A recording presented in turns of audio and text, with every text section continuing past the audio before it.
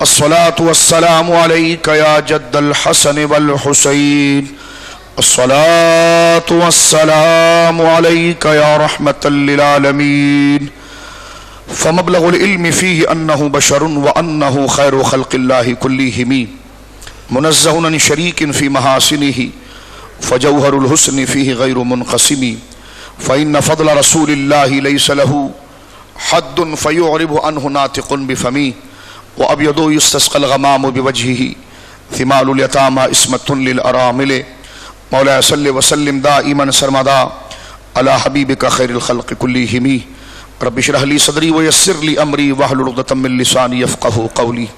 اللہ کی حمد و ثنا نبی کریم صاحب تکریم باعث تخلیق ارض و سما صلی اللہ علیہ وعلی آلہ وصحبہ وبارک وسلم کی بارگاہ مقدسہ میں انتہائی عقیدت اور احترام سے درود و سلام پیش کرنے کے بعد تمام تعریف اللہ وحدہ لا شریک کے لیے ہے. آج کا دن ہمارے لیے اہل سنت کے لیے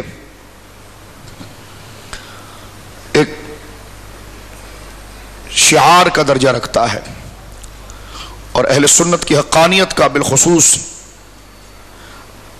بالعموم پاکستان میں اور بالخصوص کراچی کے اندر یہ اہل سنت و جماعت کا ایک جلسہ ہی نہیں بلکہ یہ نظم و شعار ہے کہ جس میں اور آپ حضور سیدی واقعی حضور سیدنا خطیب اعظم سرکار حضرت علامہ مولانا شفیع احمد اوقاڑی صاحب رضی اللہ تعالی عنہ وارضاہ عنا نور اللہ دریحہ کے عرس مبارک کی اس مبارک تقریب میں شریک ہیں.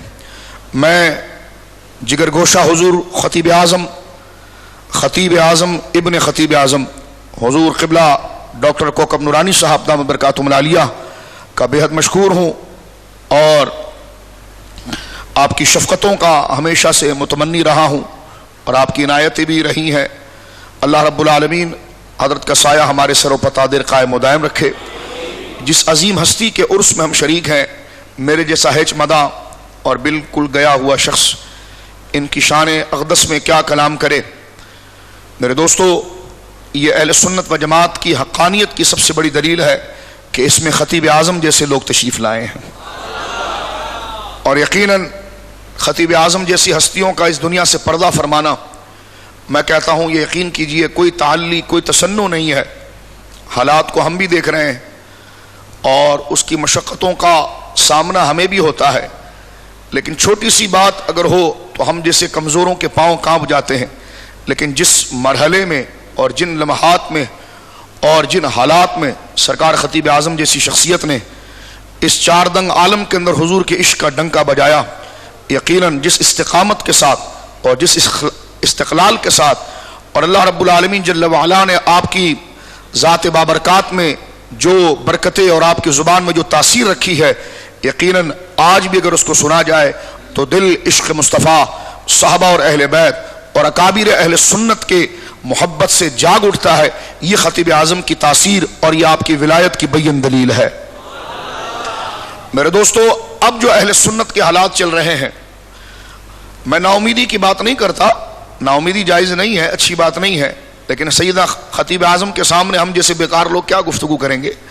میں صرف یہ عرض کرنا چاہتا ہوں کہ خطیب اعظم جیسی ہستیاں جب اس دار فانی سے رحلت کر گئی تو اب اہل سنت صرف اپنی حقانیت پر زندہ ہے, باقی سارے کام کرنے والے مزاروں کے اندر ہیں.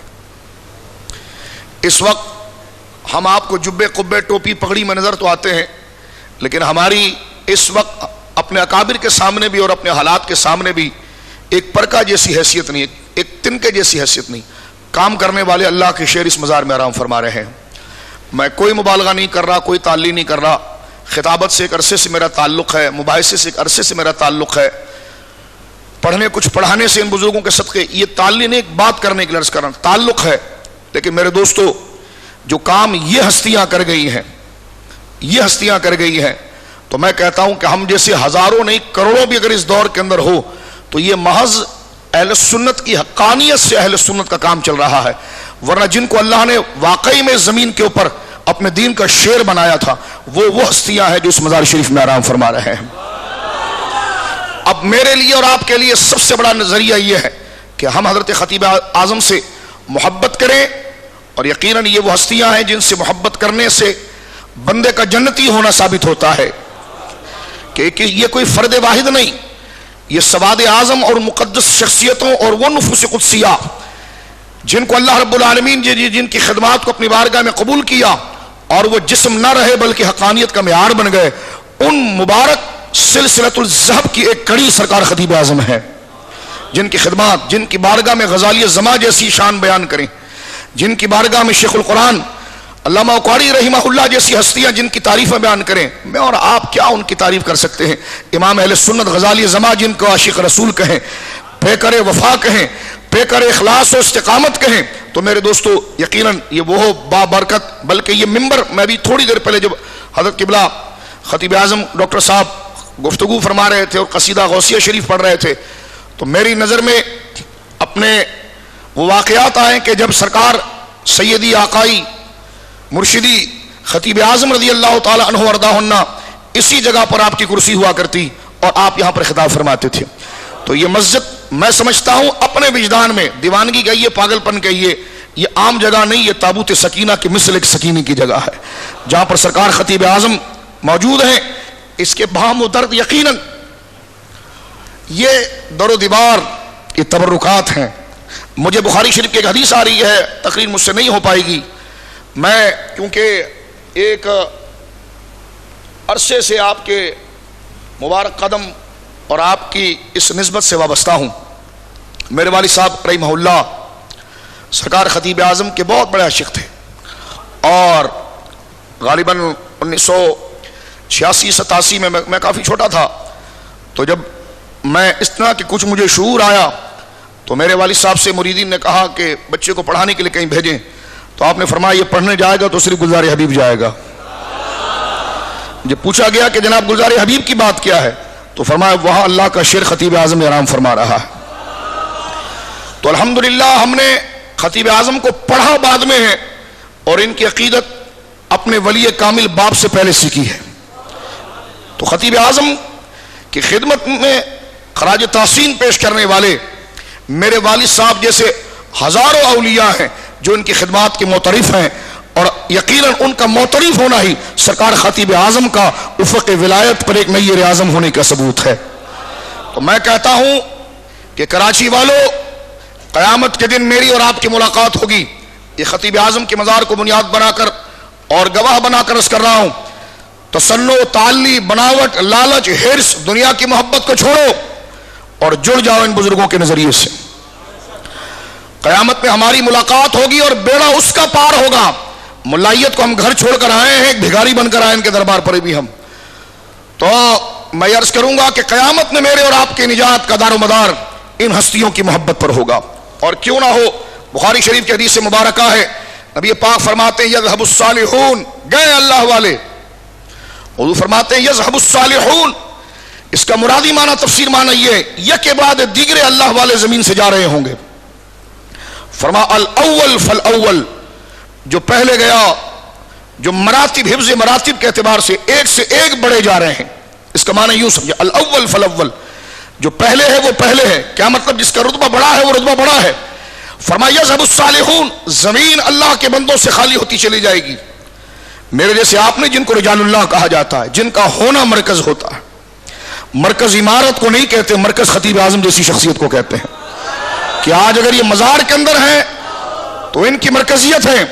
اور سنیے، فرما الاول فالاول، یہ جناب رسالت امام صلی اللہ علیہ وسلم کا فرمان ہے، اور یہ بخاری شریف کی صحیح حدیث ہے۔ حضرت مرداس اس کے راوی ہیں، وہ کہتے ہیں یذهب الصالحون، یک بعد دیگرے لوگ اٹھتے چلے جائیں گے، اللہ والے دنیا سے چلے جائیں گے، کیونکہ جو طالب دنیا ہے وہ تو ہرنا ہے، اور مرد جو ہے وہ طالب مولا ہے، اور مرد جس کو کہا جاتا ہے وہ خطیب اعظم ہے، جن کی پوری زندگی قال اللہ قال رسول، جن کو حضرات اہل بیت نے اپنے جلووں سے بھی بشارت عطا فرمائی ہے، اور اپنے خاندان کی حضور نے ایسی خدمت لی ہے، سبحان اللہ۔ بڑے بڑے محققین، بڑے بڑے اہل بیت کے شاخ آئے ہیں، لیکن اپنے دور میں خاندان رسول سے نسبت کا صحرا اور غلامی پنجتن پاک کی جس نے اس دور میں پائی ہے وہ خطیب پاکستان ہے، جنہوں نے کربلا کے اندر نہ ہونے کے باوجود لیکن اپنی خطابات کے ذریعے امام پاک اور یزید پلید جیسی مقدس کتاب کے ذریعے اپنی شمولیت اس 73 تنوں کے اندر کروا لی جو کربلا کے اندر امام حسین کے ساتھ تشریف لے گئے. اور ہمارا یہ یقین ہے کہ اگر خطیب پاکستان اس دور میں ہوتے تو یقیناً یہ بھی حضرت امام حسین کو اس قافلے میں شریک ہوتے جو کربلا کے لیے اعلاء کلمت الحق کے لیے جا رہا تھا کہ مجھے ہے رسم ازاں لا الہ الا اللہ. اور سنیے میرے دوستو، آج ہمارے پاس اتنے وسائل ہیں، اس ٹائم پر وسائل نہیں تھے جب خطیب اعظم نے کام کیا. لیکن میں ایک چھوٹا سے طالب علم ہونے کی حیثیت سے پاکستان کے تقریباً علاقوں میں گیا اور تقریباً دنیا کا یوں سمجھ لیجیے کہ 4 حصہ ہے تو 3 حصہ میں دیکھ چکا ہوں. لیکن جہاں بھی میں گیا تو اپنے سے آگے ان بزرگوں کے نام کی آواز سنی ہے. ان کے کام دشت میں بھی ہے، صحرا میں بھی ہے، سمندر میں بھی ہے، زمین میں بھی اور آسمان میں بھی ہے. حضور نے فرمایا یذهب الصالحون، تصنع بناوٹ سے نہیں سننا، میدان معاشر میں بیٹھے ہو اس نیت سے تقریر سننا کہ تم مر چکے ہو، کفن کی حالت میں ہو اور اب حضور کا دیدار ہوگا. لیکن حضور کا دیدار اسی ہوگا جو حضور کے وفادار غلاموں سے آشنا ہوں گے. حضور کی شفاعت اسے ہوگی کہ جس کی آنکھوں میں خطیب اعظم جیسے مصطفیٰ کی ناموس کے وفادار کی محبت ہوگی. اللہ یہ بڑے کریم ہے، آپ محبت کریں، آپ کو خوابوں میں نوازیں گے، یہ آپ کو 4 چاند لگائیں گے. یہ عام شخصیت نہیں جو پنجاب میں پیدا ہوا اور جناب کراچی میں خطابت کی. یہ وہ شخصیات ہیں جو اخلاص اور ناموس مصطفی کی خدمت میں مخلص ہونے کی وجہ سے یہ سر سے لے کر پاؤں تک خود عزت رسول بن جاتے ہیں. واللہ باللہ تاللہ میں کوئی مبالغہ نہیں کر رہا. اور سنیے آخری جملہ اور گفتگو ختم کرتا ہوں.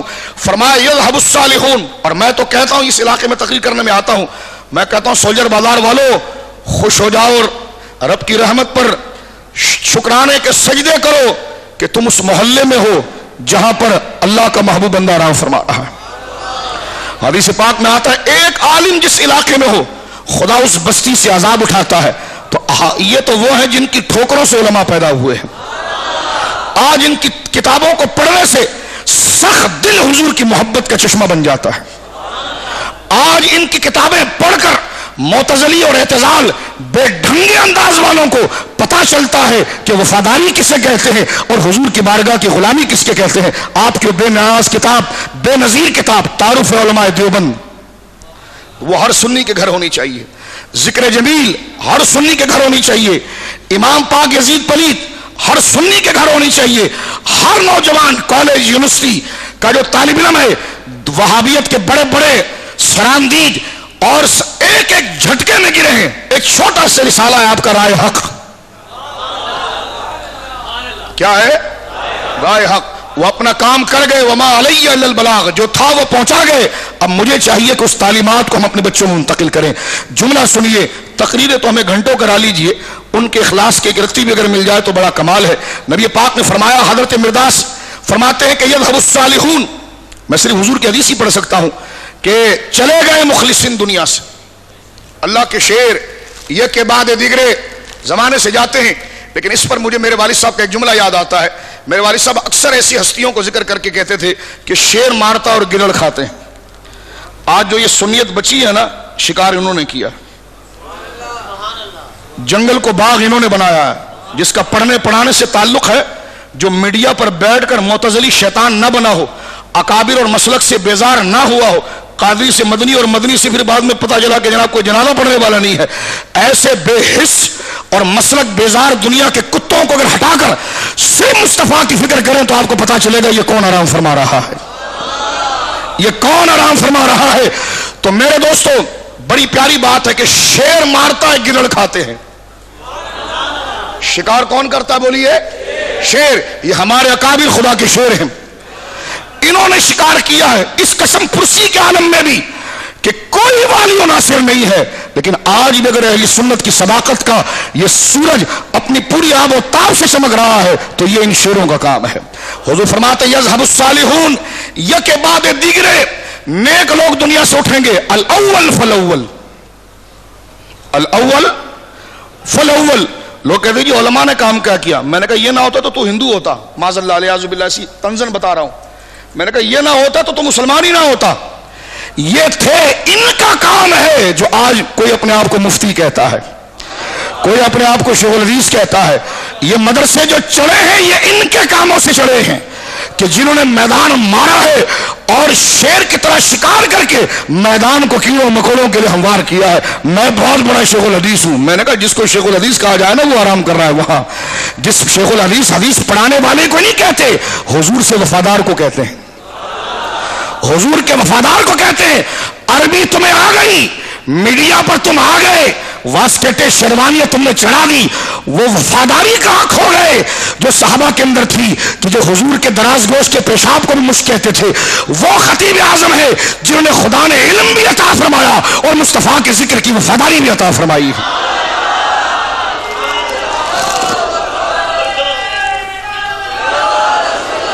یہ اللہ کا گھر گواہ ہے, اللہ کا گھر گواہ ہے. مجھے ان بزرگوں کی نسبت سے اپنی موت پر پورا یقین ہے. مرنا حق ہے اور اللہ کے نام پر اٹھنا حق ہے, مصطفیٰ کی شفاعت حق ہے. اس جذبے سے میں یہ بات کر رہا ہوں کہ یذهب الصالحون, ایک کے بعد دیگرے. حضور فرماتے ہیں اللہ والے گزرتے چلے جائیں گے. فرمایا کہ وَيَبْقَى خُفَالًا, پھر بس سب بھوسا رہ جائے گا. یہ حضور کی حدیث سے کیا رہ جائے گا؟ بھوسا رہ جائے گا, بھوسا. ہاں یہ ہمارے قطب اعظم ہے, یہ ہمارے خطیب اعظم ہے, یہ ہمارے امام اعظم ہے. میں نے کہا جو مزاروں میں گئے وہی متحقق رہے. زندے سارے فتنے میں, زندے سارے, حضرت عبداللہ مسعود فرماتے جامع ترمذی میں, زندے سارے فتنے میں ہے. کامیاب زندہ وہ ہے جن کی ڈور ان مزار والوں سے جڑی ہوئی ہے. بولے سبحان اللہ. تو فرمایا الاول فالاول, بس گفتگو ختم. الاول فالاول, اپنے اعلیٰ مرتبے والے دنیا سے رخصت ہوتے چلے گئے. نہیں سنو گے تب بھی مرو گے, سن کر یقین کرو گے تب بھی مرو گے. سست کاہل بنو گے تب بھی موت آئے گی, دنیا کے ہجڑے بنو گے تب بھی موت آئے گی, اور ان اللہ کے مردوں کے ساتھ جڑو گے تو پھر موت موت نہیں, موت زندگی ہوگی. اس پنکھے نے کیا ٹھنڈک دینی ہے جو ان کی نسبتوں سے قبر میں ہمارے مزے ہوں گے. میں کہتا ہوں وابیوں, ہمارا پروٹوکول اور ہمارے خطیب اعظم کا پروٹوکول میدان محشر میں دیکھنا. وابیوں آ جاؤ, ہم کہتے ہیں ہمارے ان بزرگوں کا پروٹوکول دیکھنا. یہ کون ہے؟ حضور فرماتے یطوف علیہ الف خادم. حضور فرماتے کہ میں اپنی قبر